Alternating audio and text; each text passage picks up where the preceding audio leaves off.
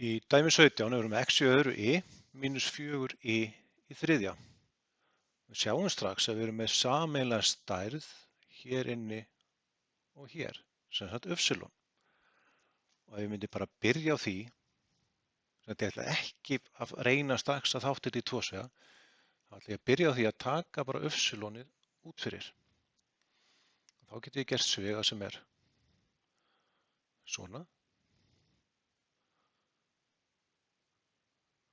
og svona. Sem sagt, ef ég margfalda i við þetta, þá fæ ég þessa upprunalegu niðurstöðu.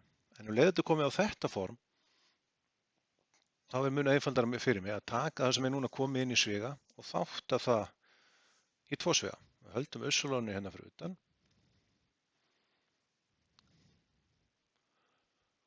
Og til þess að fá x í öðru, þá ætla ég að setja x hérna og x hérna.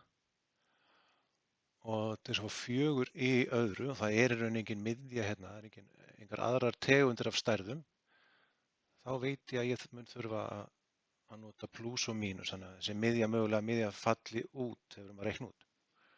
Þannig að til þess að fá 4 í öðru, þá mun ég setja 2 í hérna og 2 í hérna. Og dæmi er þó orðið full þáttað.